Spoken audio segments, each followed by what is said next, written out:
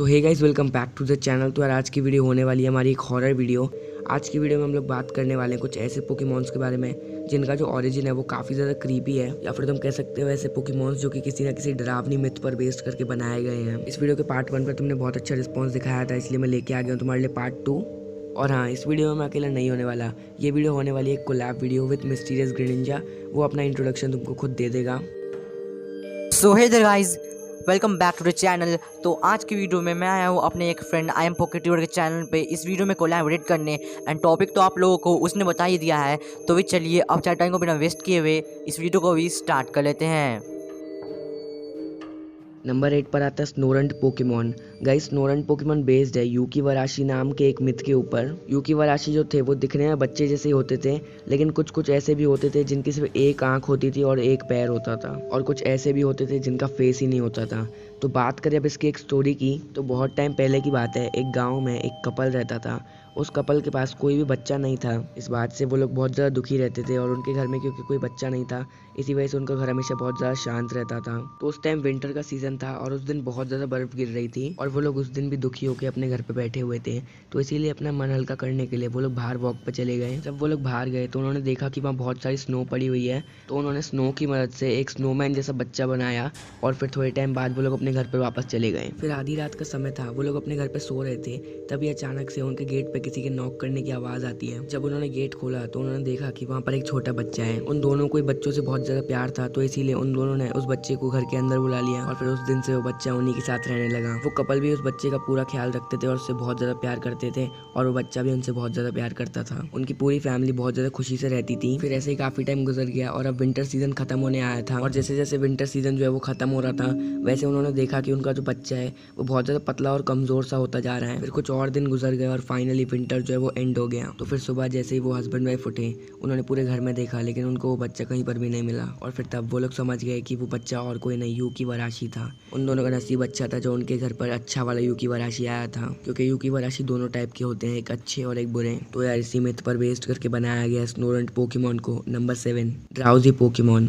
Guys, drowsy Pokemon based है Japan के एक मिथ पर जिसका नाम है बाकू। तो जैसे कि तुमको पता ही होगा, ड्राउजी पोकेमॉन जो है वो लोगों के सपने खा जाता है। तो हाँ, इसकी जो ओरिजिन स्टोरी है वो भी इसी से सिमिलर है। तो बोला जाता था कि 1910 में जब भी कोई आदमी एक बुरा सपना देख कर उठता था तो वो तुरंत बाकू को बुलाया करता था। बाकू को बुलाने का बस एक ही तरीका था कि 3 बार बाकू सेन ऐसा बोलना पड़ता था, और फिर उसके बाद बाकू जो है वो उनके रूम में आ जाता था, और फिर बाकू उनके उस बुरे सपने को खाया करता था, जिससे कि फिर वो आदमी आराम से सो सके। अब तुम लोग सोच रहे हो कि यार इसमें बुरी बात क्या हुई, बाकू तो उनकी एक तरह से मदद ही करता था। तो सुनो, ये जो मदद थी ना, कभी कभी इंसानों पर भारी भी पड़ जाती थी, क्योंकि अगर किसी आदमी ने बाकू को बुलाया है और बाकू ने उसके बुरे सपने खा लिए हैं, लेकिन अगर बुरे सपने खाने के बाद भी बाकू का पेट नहीं भरा, तो वो सपनों के साथ ही साथ उस आदमी की होप्स, डिज़ायर और इवन फीलिंग्स तक को खा जाता था। मतलब तुम कह सकते हो कि वो इंसान एक तरह का रोबोट ही बन गया, क्योंकि उस इंसान के अंदर कुछ भी फीलिंग्स वगैरह कुछ भी नहीं बचती थी, तो वो एक तरह का रोबोट ही हो गया। तो इसी बाकू पर बेस्ड करके बनाया गया ड्राउजी पोकेमॉन को।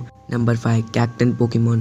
गाइस, कैक्टन पोकेमॉन बेस्ड है ब्यूबाक नाम के एक मिथ के ऊपर। ब्यूबाक जो है वो स्केयरक्रो जैसे कपड़े पहनता था, और इसके अलावा वो एक बहुत ज़्यादा बड़ा काला सा कोट पहनता था। उस कोट में वो बच्चों को छुपा के किडनैप किया करता था। बोला जाता था कि अगर कोई भी बच्चा अपने पेरेंट्स से मिसबिहेव करता था या फिर बदतमीजी करता था, तो ब्यूबाक जो है वो उसी बच्चे को किडनैप करता था, और फिर फुल मून की रात को वो उस बच्चे को जान से मार देता था, और फिर उस मरे हुए बच्चे की आत्मा से वो अपने लिए कपड़े बनाया करता था। और कभी कभी विक्टिम को अपने पास बुलाने के लिए वो एक बच्चे की आवाज़ निकाल के रोया करता था, और फिर जैसे कोई उसके पास आता तो ब्यूबाक जो है वो उसको अपने कोट में छुपाकर एक केव में ले जाकर मार दिया करता था। तो यार इसी पर बेस्ड करके बनाया गया कैक्टन पोकेमॉन को।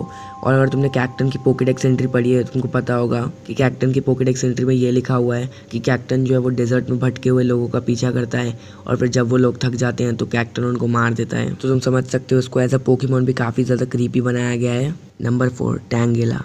गाइस, टैंगेला पोकेमॉन बेस्ड है मेड्यूसा नाम के एक मिथ पर। जहाँ तक मुझे पता है तो मोस्ट प्रोबेबली तुम सबने मेड्यूसा का नाम तो सुन रखा होगा, और इसके बारे में ये बात भी तुम सबने सुन रखी होगी कि अगर कोई भी मेड्यूसा की आंखों में देख लेता था तो उस इंसान का शरीर पूरा का पूरा पत्थर का बन जाता था। तो अब जरा बात करते हैं इसकी स्टोरी के बारे में। तो मेड्यूसा फोर्सीस और सीतो की बेटी थी, और इसके अलावा उसकी 2 बहनें थी, और उन दोनों बहनों के पास अमर होने का वरदान था। लेकिन हाँ, मेड्यूसा जो है वो अमर नहीं थी। इन तीनों बहनों को गॉर्गन भी बोला जाता है। इन तीनों के पास बहुत अजीब सी शक्तियाँ थी और तीनों में से सिर्फ और सिर्फ मेड्यूसा ही दिखने में सुंदर थी। मेड्यूसा देवी अथीना की बहुत बड़ी भक्त थी और उनको बहुत ज़्यादा मानती थी और हर दिन वो उनके मंदिर में जाया करती थी और वो इतनी ज़्यादा सुंदर थी कि मंदिर में भी लोग उसे देखने आया करते थे और यहाँ तक कि अब देवी अथीना भी उससे जेलस होने लगी थी। और अगर बात करें मेड्यूसा जो है वो ऐसी कैसे बन गई, तो असल में हुआ क्या था कि देवी अथीना ने किसी रीज़न के चलते मेड्यूसा को एक श्राप दिया था, जिससे कि उन्होंने उसके सुंदर बालों को सांपों में बदल दिया था और उसके पूरे शरीर को हरा कलर यानी कि ग्रीन कलर का बना दिया था।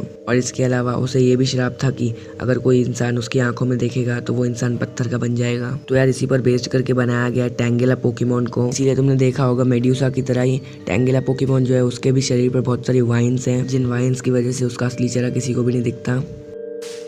नंबर 4 एस्पियन। गाइस एस्पियन बेस्ड है निकोमाता नाम के एक मिथ के ऊपर। तो बात कर लेते हैं इसकी स्टोरी के बारे में। तो आज से बहुत टाइम पहले की बात है, जापान में ऐसे बहुत ही सारी लोक कथाएं और अंधविश्वास फैला हुआ था और ये सब एनिमल्स में ही फैला हुआ था और जिन एनिमल्स में कैट्स भी शामिल थी। और एक ऐसे ही जापानीज फोल्कलोर में ये माना जाता है कि जब भी किसी बिल्ली का टाइम पूरा हो जाता है, यानी जब भी किसी कैट की एज अप टू 7 ईयर्स हो जाती थी, तो उनके अंदर राक्षस आ जाया करते थे। और चाहे वो बिल्ली कोई पेट कैट ही क्यों ना हो, जब भी उसकी एज अप टू 7 ईयर्स होगी उसके अंदर डेमन आ जाया करते थे। ऐसी बहुत से अंधविश्वास और लोक कथाएं फैली हुई थी और ये माना जाता था कि वो इंसानों को सिर्फ अपने मज़े के लिए मार दिया करते थे या तो उन्हें खा जाया करते थे। और गाइस इसी निकोमाता पे बेस्ड करके बनाया गया है एस्पियन पोकेमॉन को। Number 3 एप्सोल Pokemon. Guys एप्सोल Pokemon based है एक चाइनीज़ माइथोलॉजिकल क्रिएचर पे, जिस माइथोलॉजिकल क्रिएचर को बाईजी के नाम से भी जाना जाता है। और इसके बहुत सारे कारनामे हैं, जैसे कि जापान में भी दिखाई दिया करता था और वहाँ पे इसको 2 नए नाम भी दिए गए थे। तो पहले मैं तुम्हें बता देता हूँ कि इसने चाइनीज़ माइथोलॉजी में क्या क्या किया। तो वहाँ पे इसे लोग वाइट मार्च के नाम से जाना जाते थे और ये वहाँ का एक होली बिस्ट बन चुका था। और जैपनीज़ में इसे हाकुटाकू और कुटावे के नाम से भी जाना जाता है। और ये एक ऐसा क्रिएचर है जिसका हाइट सुनकर तुम बहुत ही ज़्यादा शॉक हो जाओगे। जी हाँ, इसका हाइट जो है वो बहुत ही कम से कम एक पहाड़ जितना बड़ा तो होगा ही। और मैं बता दूँ इसका लुक इतना डेंजरस है कि लोग तो उसे देख के ही डर जाते थे। तो मैं तुम्हें बता देता हूँ कि इसका लुक कैसा था।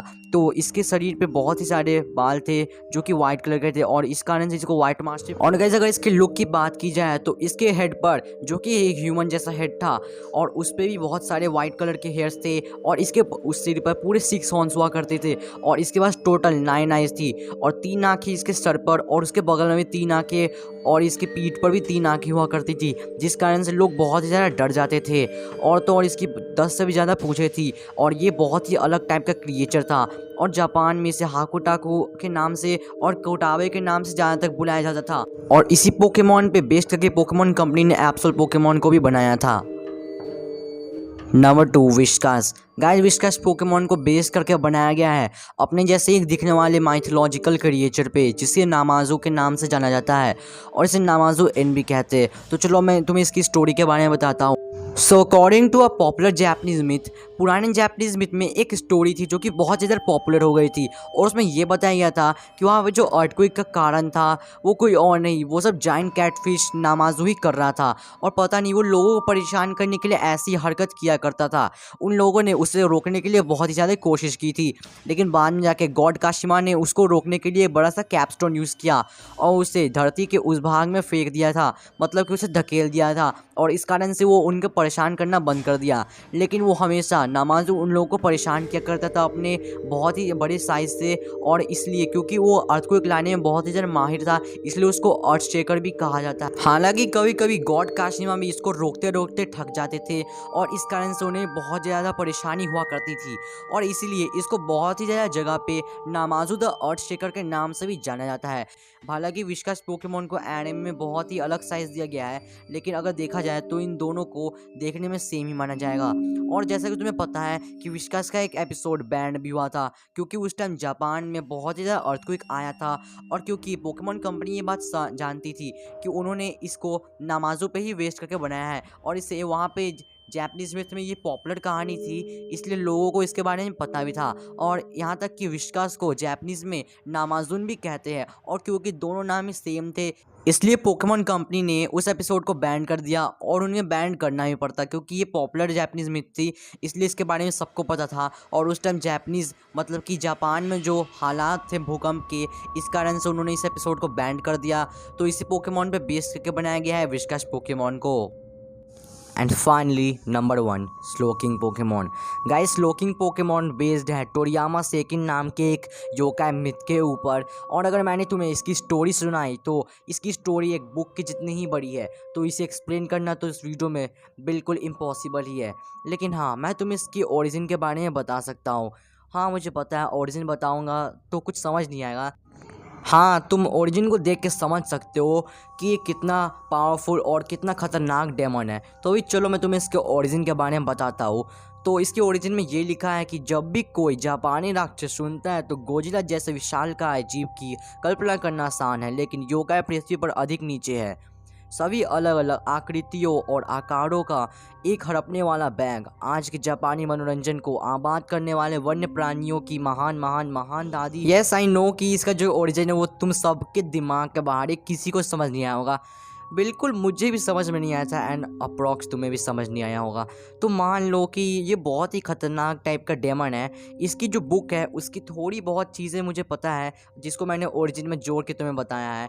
ओरिजिन को देखकर तुम नहीं समझ पाओगे कि ये कितना खतरनाक डेमन है, लेकिन अगर तुम वेबसाइट्स पर ढूंढोगे तो तुम्हें इसकी पूरी स्टोरी मिलेगी। तो वहाँ से देख कर ज़रूर बताना कि तुम्हें इसकी स्टोरी हॉरर लगी या नहीं।